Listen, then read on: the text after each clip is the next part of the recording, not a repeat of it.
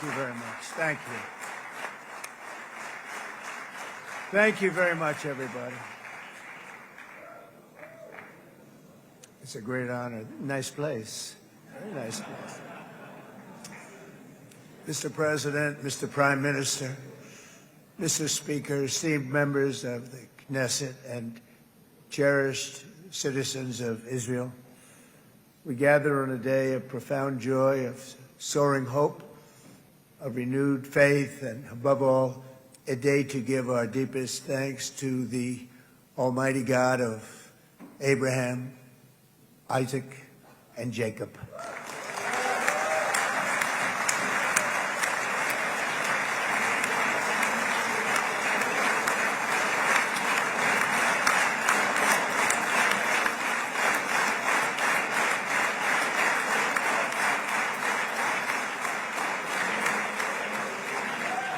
After 2 harrowing years in darkness and captivity, 20 courageous hostages are returning to the glorious embrace of their families, and it is glorious.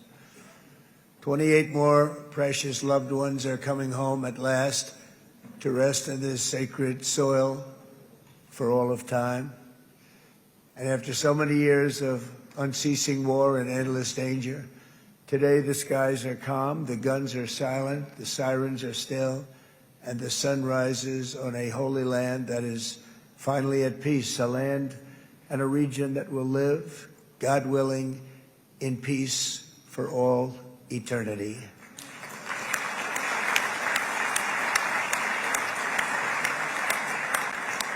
This is not only the end of a war, this is the end of an age of terror and death, and the beginning of the age of faith and hope and of God. It's the start of a grand concord and lasting harmony for Israel and all the nations of what will soon be a truly magnificent region. I believe that so strongly. This is the historic dawn of a new Middle East. I want to express my gratitude to a man of exceptional courage and patriotism, whose partnership did so much to make this momentous day possible. You know who I'm talking about. There's only one. Prime Minister Benjamin Netanyahu. Bibi, please stand up.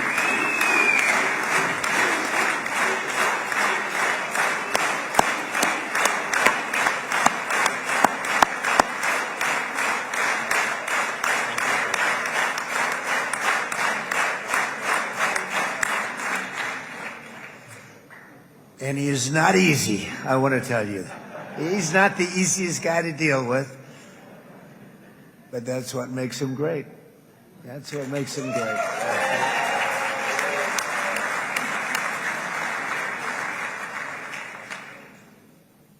Thank you very much, baby. Great job.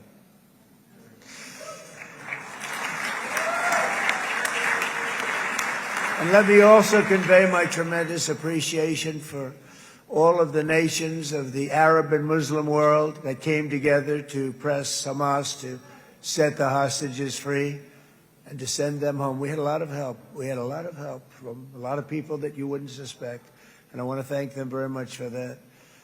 It's an incredible triumph for Israel and the world to have all of these nations working together as partners in peace. And it's pretty unusual for you to see that, but it happened in this case. This was a very unusual point in time, a brilliant point in time. Generations from now, this will be remembered as the moment that everything began to change, and change very much for the better. Like the USA right now, it will be the golden age of Israel and the golden age of the Middle East. It's going to work together. I'd like to thank several great American patriots for their invaluable help in getting something done that almost everyone thought was absolutely impossible. We were wasting our time. So many people said, "You're just wasting your time." But we weren't, because we had talented people working with us, and we had people that love your country, and frankly, people that love the region. They love the Middle East. I want to thank my friend Steve Witkoff.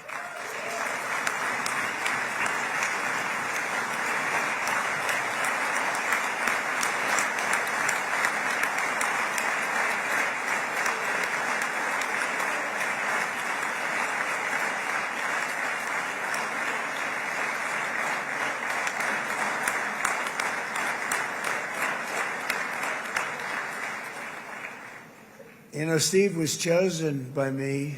He never did this before, but I knew him as a few things. He was a great businessman, but I know a lot of great businessmen, to be honest with you. He had tremendous negotiating skills, but I know a lot of people that negotiate pretty well, although it is an art. But there are people that can negotiate pretty well. But most importantly with Steve, he's just a great guy. Everybody loved him. Everybody. I mean, I know some negotiators that are so good, but you wouldn't have had peace in the Middle East. You would be in World War III right now with some of these guys. Everybody loves Steve, and they respect him, and they somehow can relate to him. I've known him for many years, and I've seen it over and over again. להוציא את חבר הכנסת עודה, להוציא אותו מהאולם, להוציא אותו מיד, החוצה, החוצה. Please expel this Knesset member. Please expel this Knesset member. Please expel Knesset member Kasif out of the hall. Please expel him immediately.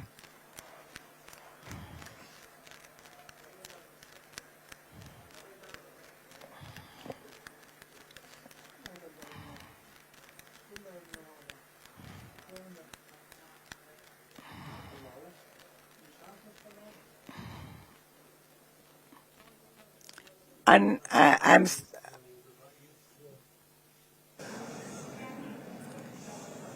That was very efficient.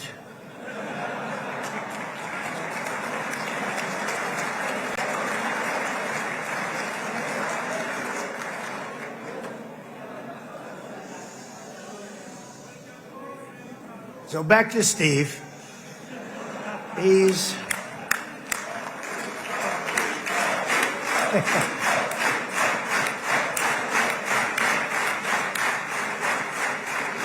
But I tell one story because he was so involved, and then we called in Jared. We need that brain on occasion. We got to get Jared in here. We got to get a certain group of people. But Steve started this all by himself. I call him Henry Kissinger, who doesn't leak.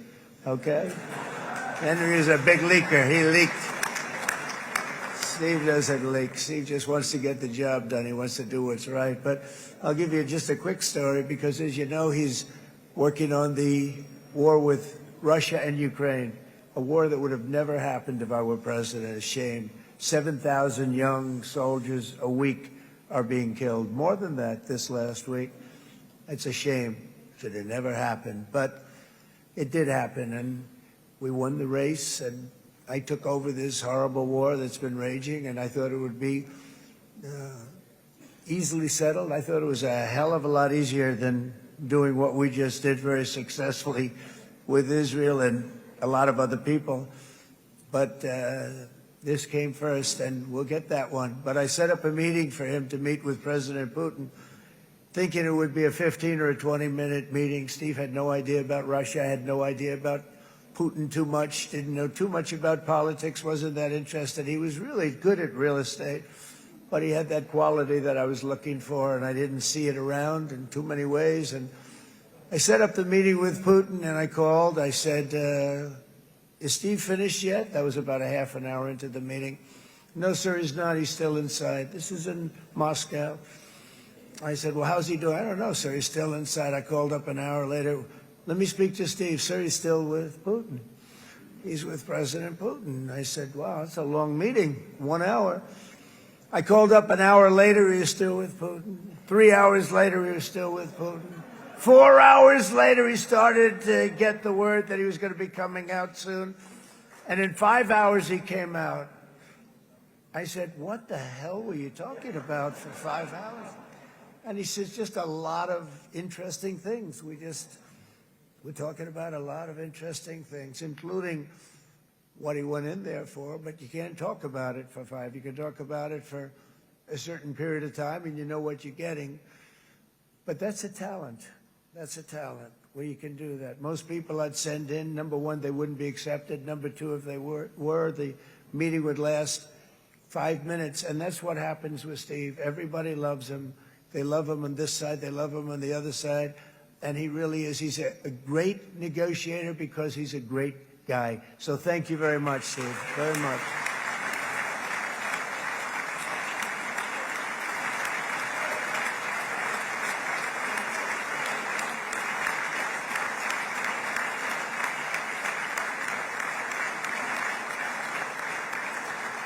And let me also give a very special thanks to someone who truly loves Israel. In fact, loves it so much that my daughter converted. My daughter converted. I didn't know this was going to happen. And Ivanka's here.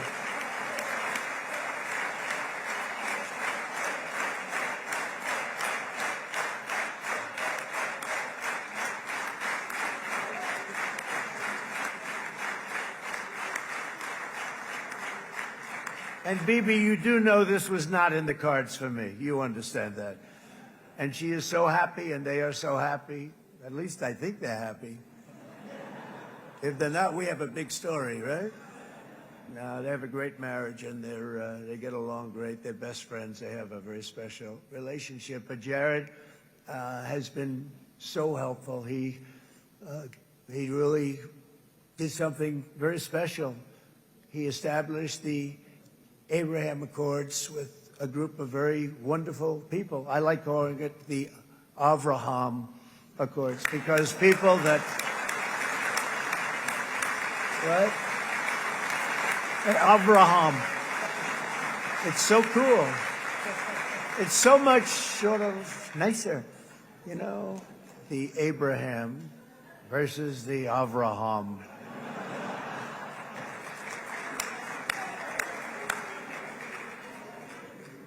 I just don't want to sound too sanctimonious when I do it, so, you know, I sort of split it up.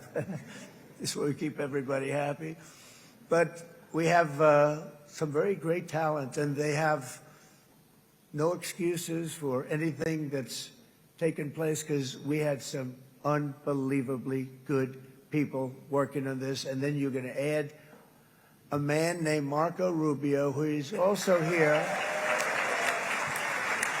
That's right.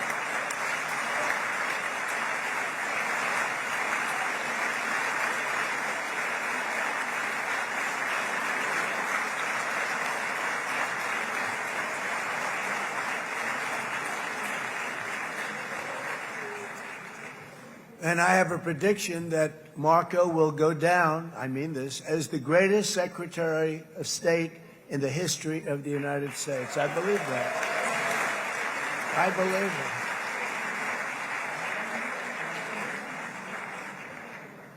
it. And he and I, you know, we really fought it out. You remember, he was tough. He was nasty. Who the hell thought this was going to happen, Marco, right? And now I'm saying he's going to go down as the greatest. He will. He was always smart and sharp, and people respect him.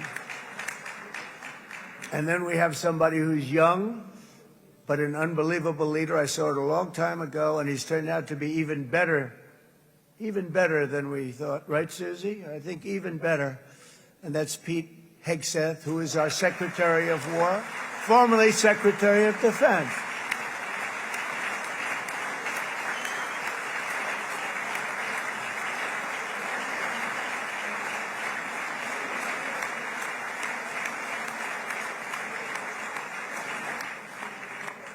And as you know, we decisively won World War I.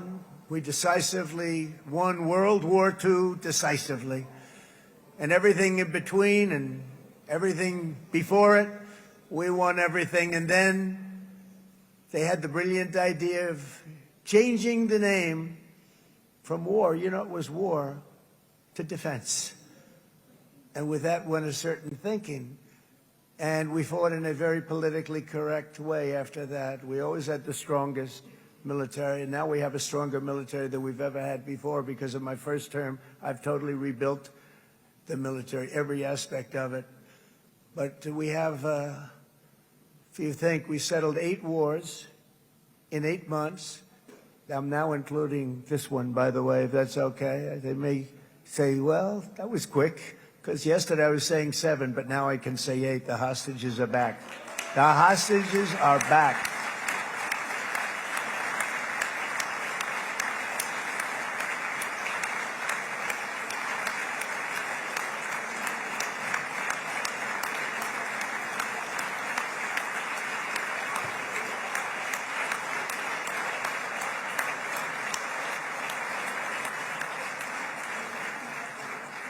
It is a good feeling. Isn't that nice to say? You know, I just said the hostage. First time I said the hostages are back. It feels so good to say it. But when you settle 8 wars in 8 months, that means you don't like war. Everyone thought I was going to be brutal. In fact, I remember Hillary Clinton during a debate, she said, look at him, he's going to go into war with everybody. And actually, she said, he's got a personality that's all about war. No, and my personality actually is all about stopping wars. And it seems to work. It seems to work. But it also means this name change and our attitude that we're not going to go into a war. But if we do, we're going to win that war like nobody has ever won a war before. We will not be politically correct, but we're not going to be there. And I think, you know, as you mentioned, Bibi, before, peace through strength. And that's what it's all about. The United States has the greatest and most powerful military in the, right now, history of the world. I can tell you we have weapons that nobody's ever dreamt of. I only hope we never have to use them. I rebuilt the military. I was proud to do it, but some of the things I hated to do. I hated certain of the weapons because the level of power is so enormous. It's so dangerous, so bad. But we have to do what we have to do. We make the best weapons in the world, and we've got a lot of them. And we've given a lot to Israel, frankly. And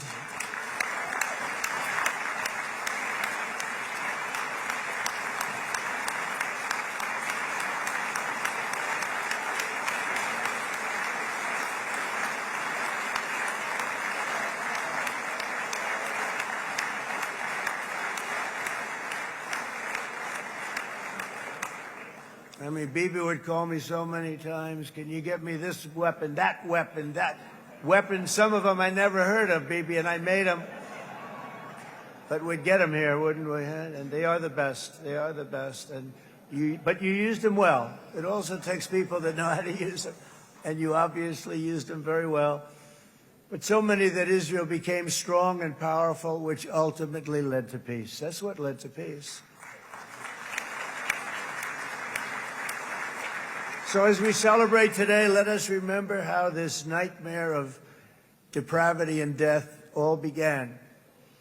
2 years ago, on the eve of the Simchat Torah holiday, thousands of innocent Israeli civilians were attacked by terrorists, and one of the most evil and heinous desecrations of innocent life the world has ever seen, the worst slaughter of Jews since the Holocaust. The cruelty of October 7th struck to the core of humanity itself. Nobody could believe what they were witnessing. The United States of America grieved alongside you, and we mourned for our own citizens who were so viciously taken that day. And to all the families whose lives were forever changed by the atrocities of that day, and all of the people of Israel, please know that America joins you in those two everlasting vows: never forget and never again.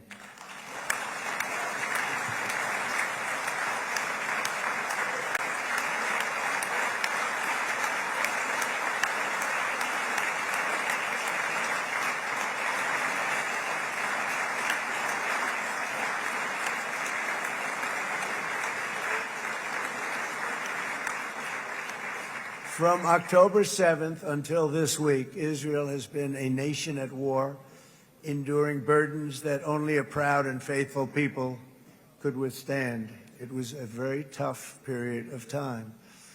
For so many families across this land, it has been years since you've known a single day of true peace. But now at last, not only for Israelis, but also for Palestinians and for many others. The long and painful nightmare is finally over. And as the dust settles, the smoke fades, the debris is removed, and the ashes cleaned from the air, the day that breaks on a region transformed, and a beautiful and much brighter future appears suddenly within your reach. This is now a very exciting time for Israel and for the entire Middle East, because all across the Middle East, the forces of chaos, terror, and ruin that have plagued the region for decades now stand weakened, isolated, and totally defeated. A new coalition of proud and responsible nations is emerging, and because of us, the enemies of all civilization are in retreat. Thanks to the bravery and incredible skill of the Israeli Defense Forces and Operation Rising Lion,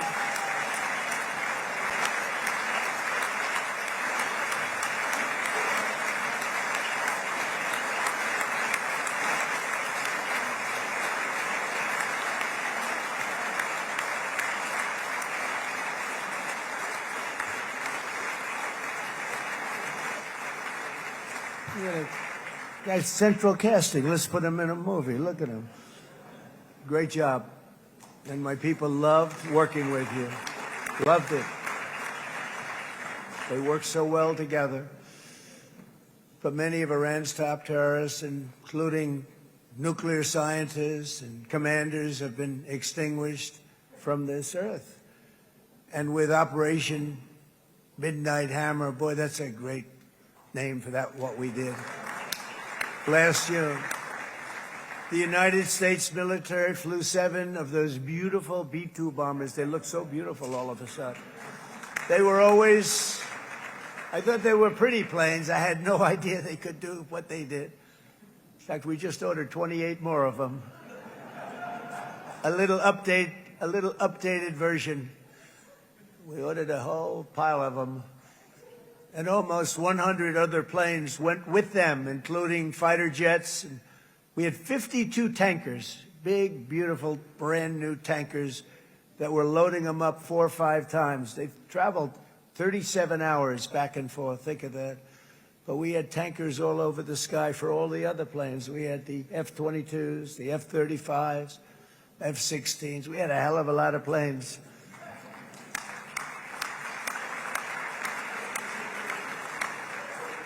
So we had 52 gas stations in the sky. That's what they call them. I'll tell you, I wouldn't want to be flying one of them. We have our great General Raisin Cain right here. General, stand up. This guy. What a general. Thank you.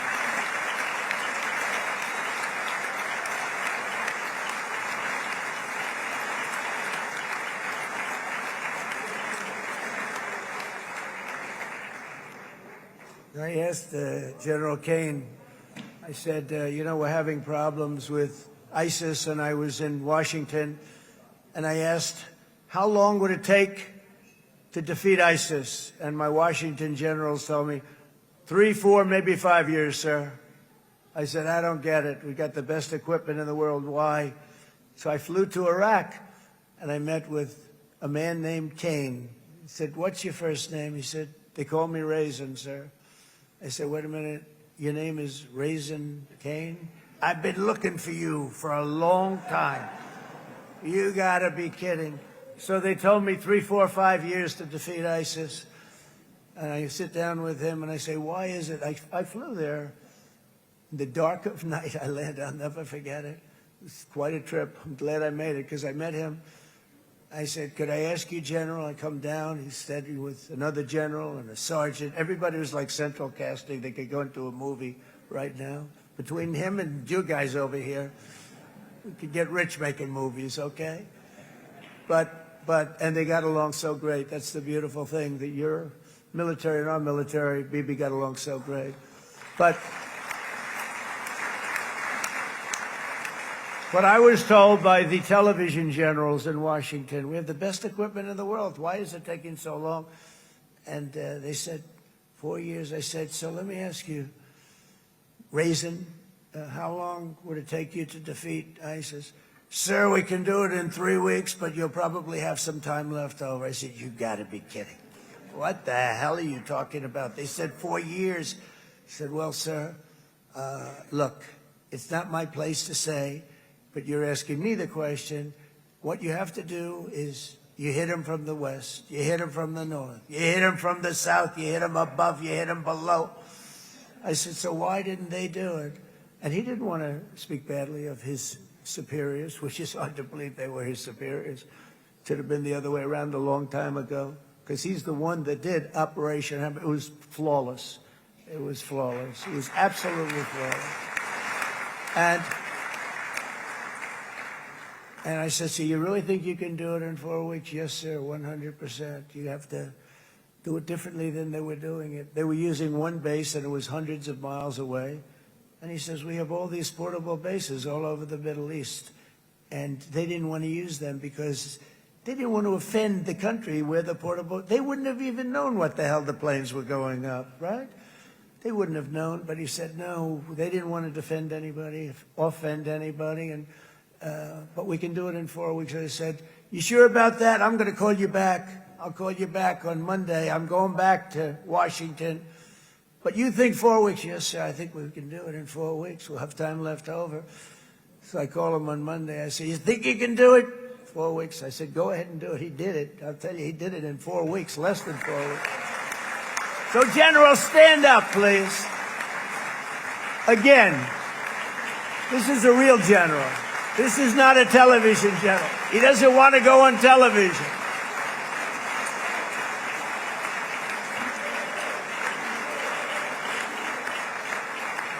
He doesn't want to go on television. I said the other guys love being on television. So we dropped 14 bombs on Iran's key nuclear facilities, totally, as I said originally, obliterating them. And that's been confirmed, and everybody understands it. Together we stopped the #1 state sponsor of terror from obtaining the world's most dangerous weapons. And if you think about it, if we didn't do that, and assuming we made the same deal that we have today, there'd be a dark cloud over this deal. And #1, it wouldn't happen because the other Arab and Muslim nations really wouldn't feel comfortable making the deal that we have now, right? If Iran had that nuclear weapon that they were about 2 months away from having. They would have had it in 2 months or maybe less than that. They were right at, this was our last shot. They looked at it for 22 years. This was our last shot. The pilots told me that. They said, 22 years, sir. They looked at it. Our predecessors looked, they studied it. 3 times a year would do drills on that exact attack. And boy, did they get it right. But let's assume they didn't, and let's assume there was large-scale nuclear weapons in the hands of Iran. We couldn't be here today. Even if we signed the deal, which we couldn't do because a lot of people would not want to have anything to do with it, we took a big cloud off of the Middle East and off of Israel.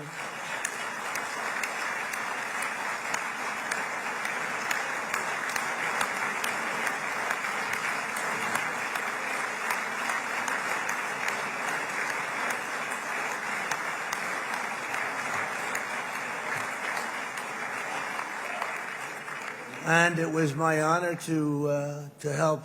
But isn't it true, though, that can you imagine the same, let's assume, Bibi, the same documents, we had everything the same, but you had somebody out there that was, in the opinion of everybody, all-powerful in the Middle East. They took a big hit, didn't they? Didn't they take a big hit? Boy, oh boy. They got it from one side, from the other. And you know, it would be great if we could make a peace deal with them. And I think that's big. Would you be happy with that? Wouldn't it be nice, I think? Because I think they want to. I think they're tired. Somebody said, sir, they're starting their nuclear program again. I said, let me tell you something. They're not starting anything. They want to survive. The last thing they want to do is start digging holes again in mountains that just got blown up and start... They're not doing it. They want to survive, okay? But I think we have a chance. Steve, you, and I think Jared, come on, I'll call you back for another one. We always bring Jared when we want to get that deal closed. We bring Jared, but Steve, you and Jared and the General and Pete and Marco, you'll get that deal done easy. I think that'll be easy. But first we have to get Russia done. We got to get that one done. If you don't mind, Steve, let's focus on Russia first, all right? We'll get it done.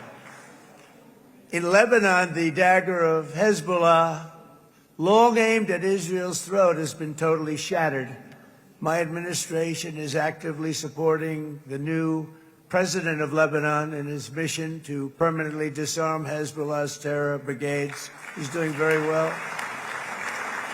And build a thriving state at peace with its neighbors. And you're very much in favor of that, I know. And it's good things are happening there, really good things. And with this week's ceasefire, we've achieved the most challenging breakthrough of them all. The most challenging breakthrough maybe ever. I mean, I've never seen anything like it. I've been involved in a lot of success. I have never seen anything like what's going on today all over the world. People are dancing in the streets, not just in Israel. They're dancing in the streets of countries that would have never danced in the street about what's happening today. They're dancing in those streets. So this long and difficult war has now ended. You know, some people say 3,000 years, some people say 500 years, whatever it is. It's the granddaddy of them all.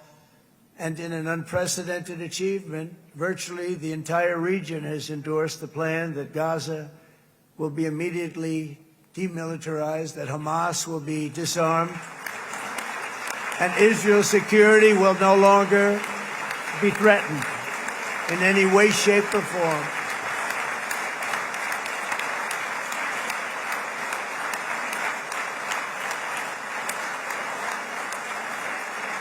So Israel, with our help, has won all that they can by force of arms. You've won. I mean, you've won. Now it's time to translate these victories against terrorists on the battlefield into the ultimate prize of peace and prosperity for the entire Middle East. It's about time you were able to enjoy the fruits of your labor. Mr. Opposition Leader. I said he's a very nice opposition leader. I think...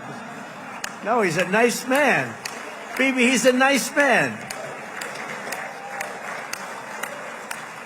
Good. He knows what he's doing, right? No, a very nice guy.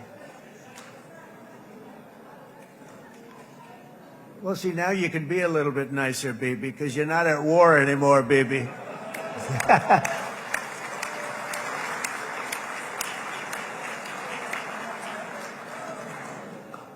But only by embracing the opportunities of this moment can we achieve our goal of ensuring that the horrors of recent years will never happen again. You don't want to have to go through this again. 8 years ago, I came to this region on a very special first trip abroad as the President of the United States. I came here very early at your request.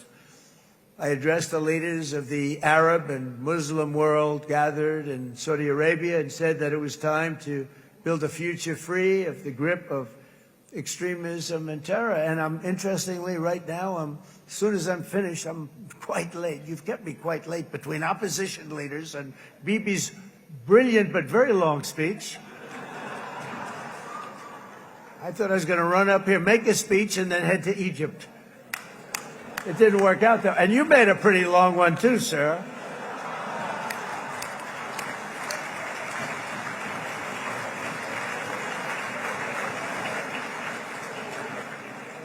But I liked what you all said. It could be worse. Supposing on top of it, I didn't like what you said. That would be no good, Ron, would it? Ron, you did a great job, by the way, Ron.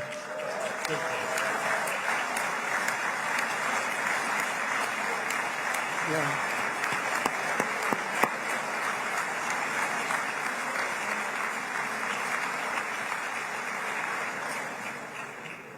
So I'm going to be meeting, actually, in a little while, I'm going to be meeting with the most powerful, the richest nations, really, in the world, although now, with the tariffs, the United States is by far the richest nation in the world, as you probably have been reading. But the richest nations, most powerful nations tremendous, headed by some tremendous people in many cases. Some cases I wouldn't say necessarily I would endorse, but I will tell you some incredible people that really helped us make this all possible. So I'll be going there. I'll be quite late. They might not be there by the time I get there, but we're going to give it a shot. But the journey we started back then led to the crushing defeat of the ISIS caliphate, to the monumental Abraham Accords, and ultimately to the historic ceasefire this week, in which many of those same nations really played a very pivotal role, I have to tell you. Steve will tell you that. Jared will tell you that. Together we've shown that peace is not just a hope that we can dream about. It's a reality we can build upon day by day, person by person, and nation by nation. And because of that, the Middle East is finally ready to embrace its extraordinary potential. You have extraordinary potential in this region. It should now be clear to everyone throughout the region that decades of fomenting terrorism and extremism, jihadism and anti-Semitism have not worked. They haven't worked. They've been a disaster. They've just killed. They've killed. They've backfired completely and totally. They've just totally backfired. Everything that you thought, take it worst case, it's turned out to be worse than that. They have not worked. From Gaza to Iran, those bitter hatreds have delivered nothing but misery, suffering, failure, and death.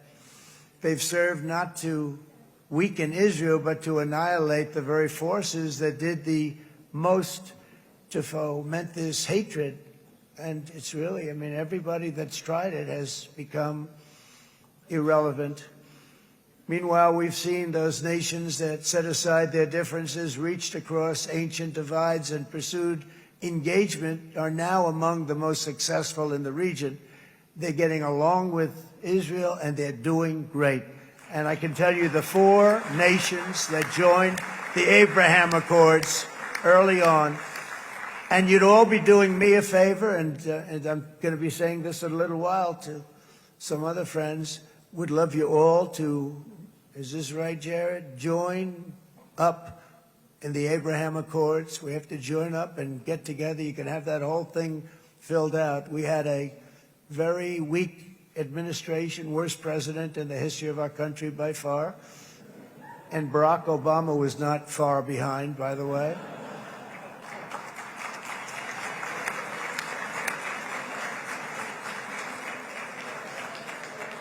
And they did nothing with this incredible document, the Abraham Accords, but now you can fill them up. Now you have peace, you have people that really like Israel. I'll tell you what, and they like Israel a lot more today than they did even 5 weeks ago. Like, you've made a lot of, you've come back strong, because it was getting to be a little nasty out there in the world, and ultimately the world wins. You can't beat the world. Or I would say to Bibi, it's now time, and he understood it better than anybody, because ultimately, the world's a very big place. And I've said a lot. I said, this piece of land is very small. It's unbelievable what you've done with that tiny, you look at a map even of just, not the world, the Middle East, and you have this little dot. And think of what you've done. It's incredible. It's incredible.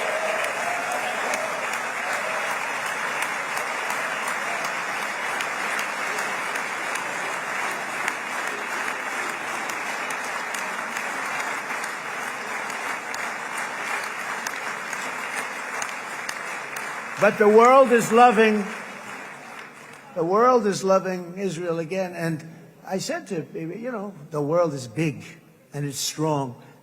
And Ron, ultimately, the world wins. And we don't have to worry about that now. But there was getting to be a period of time over the last few months, the world wanted peace and Israel wanted peace. Everybody did. Everybody did. And what a victory it's been, right? What a victory it's been. If you would have gone on for 3-4 more years, keep fighting, it was getting bad. It was getting heated.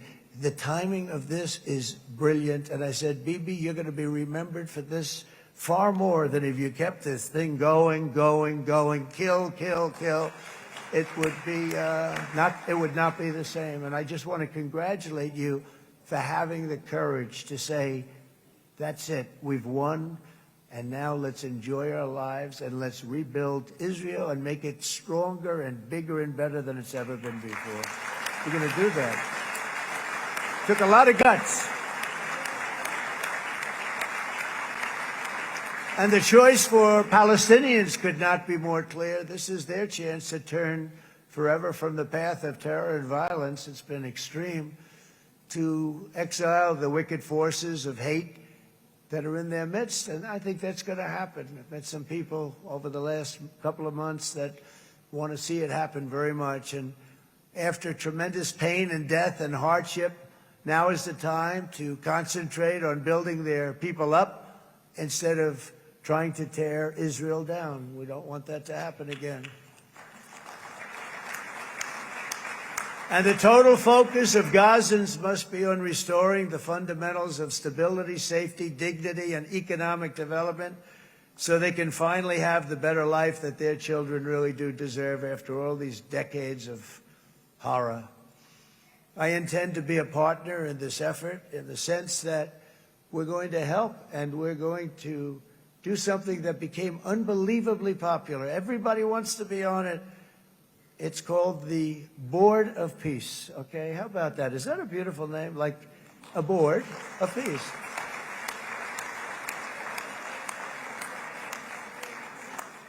The only bad thing from my standpoint, every single nation involved has asked me to be the chair, and I'll tell you, I'm very busy. I didn't count on that, but you know what? If we do it, we'll do it right. And we have unbelievable power and wealth, because you're going to need wealth. You're going to need wealth to rebuild things, and they have wealth like few people have wealth. I want to thank the Arab and Muslim nations for their commitment that they've made to support a safe rebuilding of Gaza and beyond. I have many Arab countries, very wealthy countries, that came up and said, we'll put up tremendous amounts of money to get rebuild Gaza, and I think that's going to happen. The power, they want dignity, they want to come forward, and they want to say, and I want to say who they are, because what they're doing is going to be, I think, something that you're going to be very impressed with, Bibi, and you need that. You need the kind of economic power that they have, and they want to see it work, and they want to see it be safe, and they want to see it be good for Israel, too. And as much money as it will be, and it's a lot, as you can see, it's a lot. For these countries, it's relatively little relative to their worth. It's really a lot of money like most people could never even conceive, but for these countries, it's not that much, especially because it ensures success and stability in the Middle East, which is what they want to see. So many of them will be with us in Egypt in a little while, I think. I'm not sure. They may be gone. They may have taken their Boeing 747s and left. I said, what kind of a plane do you fly? 747. I said, that's a large plane. No, they may have. Steve, do you think they've left on their their brand new Boeing 747s? Or I don't know. We're going to find out soon. It's going to be a big story. There'll be 2 people left. And they'll be the 2 poorest ones.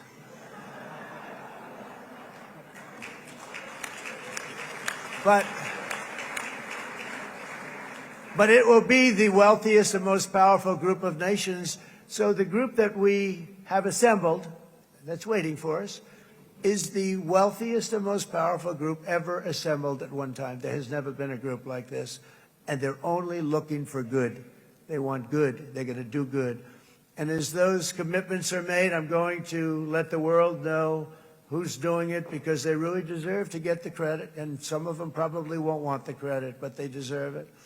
It's more obvious than ever that the productive and responsible nations of this region should not be enemies or adversaries. You should be partners and eventually even friends, and that's what's going to happen. I know it. Together you can stand against the forces of chaos. Yeah, you go ahead. That's an important point.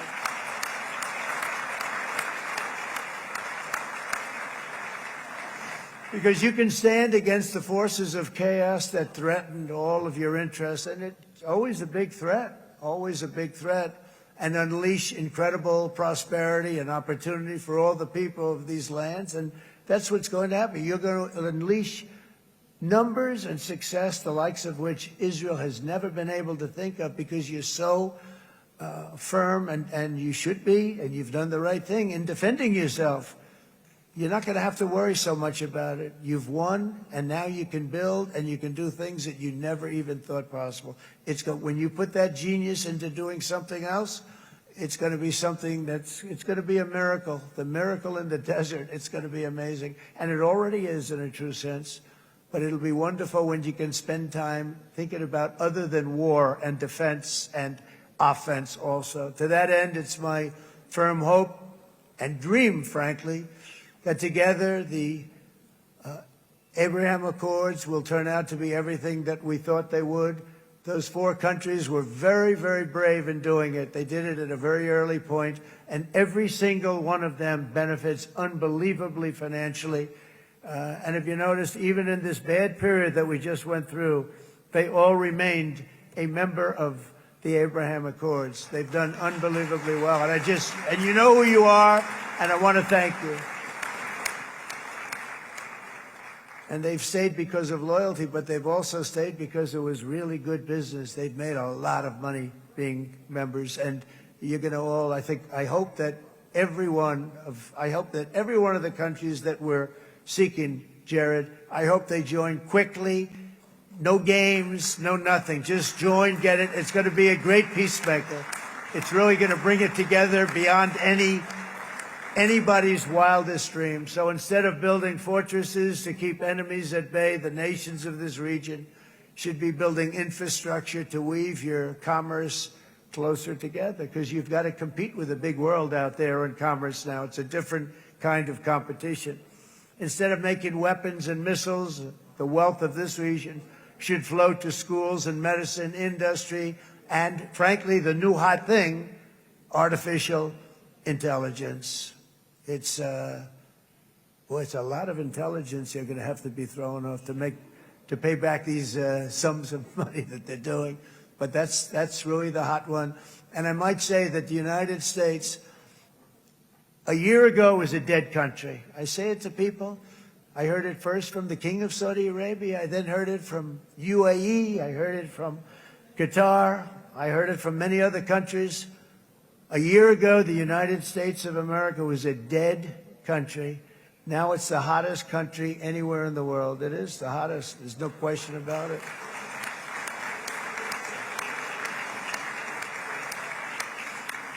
In fact, if you go back a year ago, before the election, although once we had November 5th, we became hot because people got it. I would say November 5th was a time that we became really hot. But once you go back a couple of years, if I were in charge and the country was doing what they were, nobody was going to ask me to speak. Nobody asked Joe Biden to come up and speak, I guarantee you that. And if they did, he would have turned them down, I promise you. He didn't speak. He didn't speak, and he didn't speak well. But all of the countries in the Middle East, what we're doing now, it could have happened a long time ago, but it was strangled and set back almost irretrievably by the administrations of Barack Obama and then Joe Biden. There was a hatred toward Israel. There was an absolute hatred. The setbacks really started when President Obama signed the Iran nuclear deal. This was a disaster for Israel, and it was a disaster for everyone. And I remember that Bibi Netanyahu came to the United States and worked so hard to try and get Obama not to do that deal.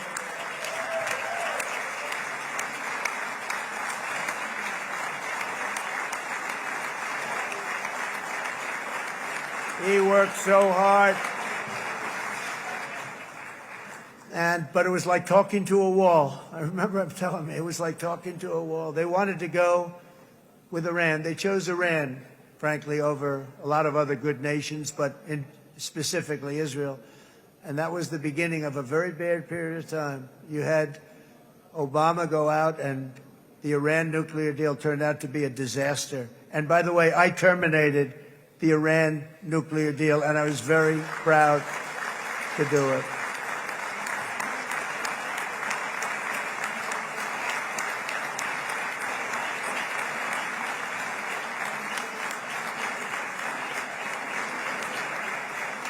Yet even to Iran, whose regime has inflicted so much death on the Middle East, the hand of friendship and cooperation is open. I'm telling you, they want to make a deal. That's all I do in my life. I make deals. I'm good at it. I've always been good at it. And I know when they want. Even if they said, we don't want to make a deal, I can tell you they want to make a deal. All right, they do. They want to make a deal, and we're going to see if we can do something, because this is crazy what's happening, and we're not going to have this anymore. Neither the United States nor Israel bear the people of Iran any hostility. We merely want to live in peace. We don't want any looming threats over our heads, and we don't want to even think in terms of nuclear destruction. It's not going to happen, never will happen. There's nothing that would do more good for this part of the world than for Iran's leaders to renounce terror, stop threatening their neighbors, quit funding their militant proxies, and finally recognize Israel's right to existence. They have to do that. They have to do that. And to Iran, and as you know, this is not said out of weakness. There's no weakness. But I'm going to say this, that we are ready when you are, and it will be the best decision that Iran has ever made. And it's going to happen. It's going to happen. And they're good people. I know a lot of Iranians in the United States. They're good people, smart, hardworking people. They don't want to see what's happened to their country.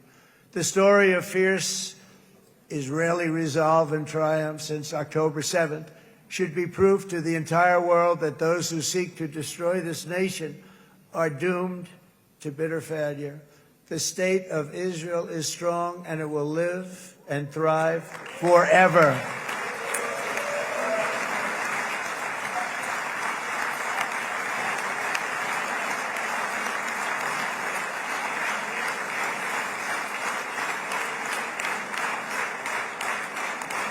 And that is why Israel will always remain a vital ally of the United States of America. Israelis share our values, field one of the world's most powerful militaries. You really do. You have an amazing, what a job you've done. And have one of the most innovative economies on earth. Those are just a few of the reasons why I'm proud to be the best friend that Israel has ever had. And they all say it in the White House. They all say it. I guess it's true because everybody says it, baby. You said it today. Thank you. But as president, I terminated the disastrous Iran nuclear deal, and ultimately I terminated Iran's nuclear program with things called B-2 bombers. It was swift, and it was accurate, and it was a military beauty. I authorized the spending of billions of dollars, which went to Israel's defense, as you know. And after years of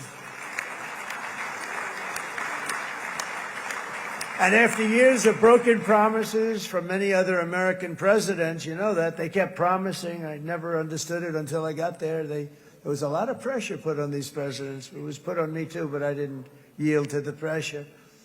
But every president for decades said, we're going to do it. The difference is I kept my promise and officially recognized the capital of Israel and moved the American embassy to Jerusalem.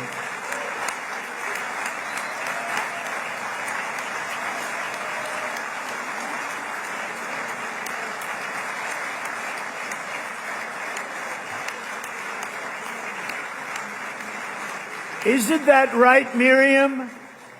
Look at Miriam. She's back there. Stand up, Miriam. Stand up.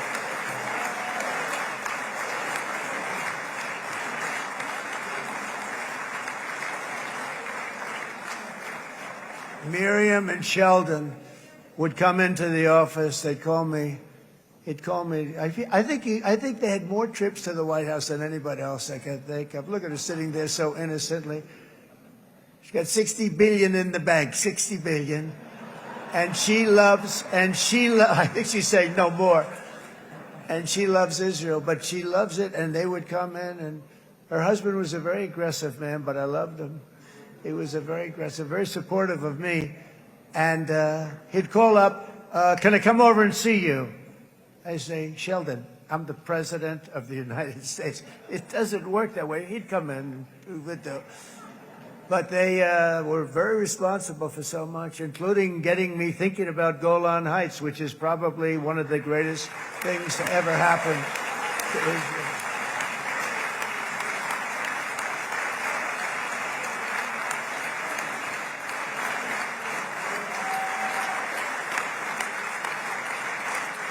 Miriam, stand up, please.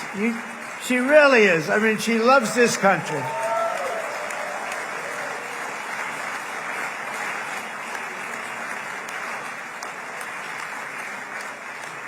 She loves this country. Her and her husband are so incredible. We miss him so dearly.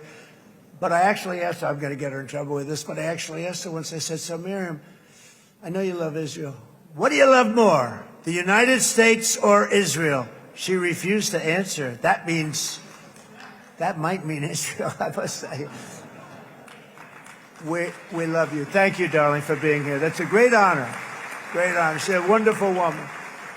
She is a great woman. I've always stood for the people of this community, and I always will. I'll always be with you. I'm always going to be with you. I guess maybe something could happen to change my mind. Somebody that's really stupid gets into office and wants to do really bad things, but that's about it. We don't think we're going to have that happen. I hope we're not going to have that happen. And this man is a good man right here. These two men are good men right here.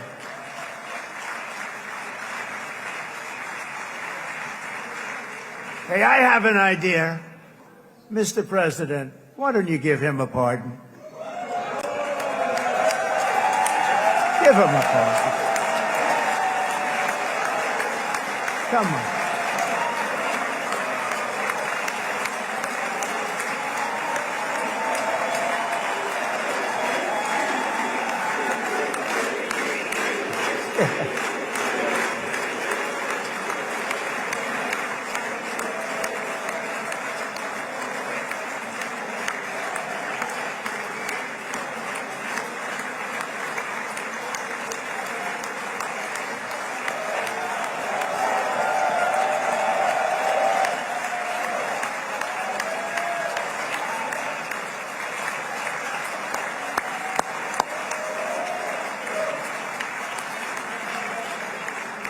By the way, that was not in the speech, as you probably know. But I happen to like this gentleman right over here, and it just seems to make so much sense. You know, whether we like it or not, this has been one of the greatest wartime presidents. This has been one of the greatest wartime presidents. And cigars and champagne, who the hell cares about that?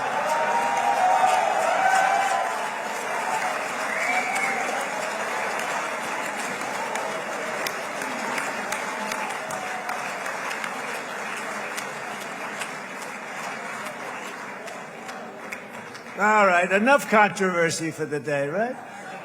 Actually, I don't think it's very controversial. So, you know, I mean, I see so popular. You are a very popular man. You know why? Because you know how to win.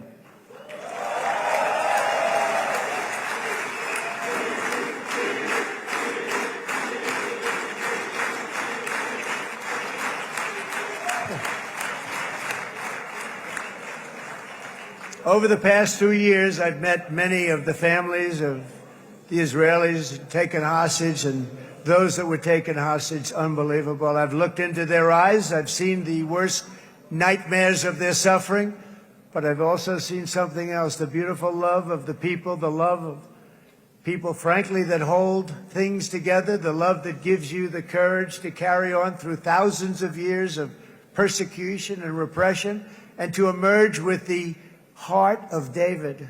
It's the heart of David. It's that love that's defeated the enemies of civilization, built this incredible country and this unbelievable economy, and forged one of the great democracies of the world. That is why it's a true honor to stand here today and address this assembly in your ancient and eternal now capital, Jerusalem. I'm proud to have helped in that regard. This city and this nation stand as living proof that a much brighter future for this entire region is truly within our grasp. For thousands of years, Jerusalem has been a home to Christians, Jews, Muslims, and people of all ethnicities and creeds. This is the holy center of the world's three great Abrahamic faiths. I like that too. Adorned, it's the first time I've seen that word in a while. Adorned with their sacred sites and alive with their pilgrims and visitors from every corner of the globe. But here between the Western Wall, the Temple Mount, and the hill called Calvary, people of every faith and background live, work, pray, serve, and raise their families side by side, and they do it with love. This example is just one of the modern miracles that Israel has given to the world. And just in closing, the leaders in this chamber know better than anyone else the challenges of this harmony, and it's been easily won. No, it hasn't. It has not been. It's been so tough, but it has been, some say, a miracle. What you've done is a miracle. Look at your size. Look at your chances when it all started. And you know, if you think about it, you are safer today, stronger today, and more respected today than at any time in the history of Israel. Think of it. People used to say it wouldn't exist. They don't say that anymore, do they? Yet if safety, security, and coexistence can thrive here in the winding alleys and ancient paths of Jerusalem, then surely peace and respect can flourish among the nations of the broader Middle East. The God who once dwelled among his people in this city still calls us, in the words of Scripture, the turn from evil and do good, to seek peace and pursue it. So he still whispers truth into the hills and knolls and valleys of his magnificent creation, and he still writes hope into the hearts of his children all over the world. And that is why even after 3,000 years of pain and conflict, the people of Israel have never given up from the threats of Zionism, from all sorts of threats. You want the promise of Zion. You want the promise of success and hope and love and God. And the people of America have never lost faith in the promise of a great and blessed future for all of us. From the very first day that modern Israel was founded, we have stood together through thick and thin of setbacks, and through victory and defeat, through glory and heartache. We have built industries together. We have made discoveries together. We have confronted evil together, and we have waged war together, and perhaps most beautifully of all, we have made peace together. And this week, against all odds, we have done the impossible and brought our hostages home.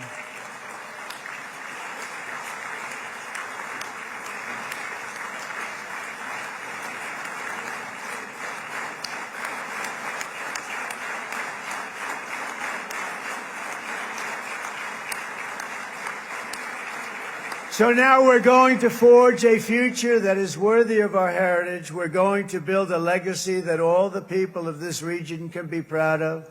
New bonds of friendship, cooperation, and commerce will join Tel Aviv to Dubai, Haifa to Beirut, Jerusalem to Damascus, and from Israel to Egypt, from Saudi Arabia to Qatar, from India to Pakistan, from Indonesia to Iraq, from Syria to Bahrain, Turkey to Jordan, the United Arab Emirates to Oman, and Armenia to Azerbaijan, another war that I just settled. We are going to have hope, harmony, opportunity, and happiness here in the spiritual and geographic center of the entire world. That's what you are. Israel, America, and all of the nations of the Middle East will soon be safer, stronger, greater, and more prosperous than ever before.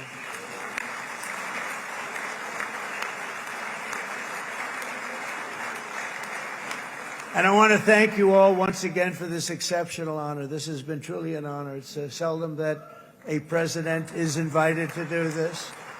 And I love Israel. I'm with you all the way. You will be bigger, better, stronger, and more loving than ever before. Thank you very much. God bless you. God bless the United States of America, and God bless the Middle East. Thank you, everybody. Good luck. Thank you very much. Thank you.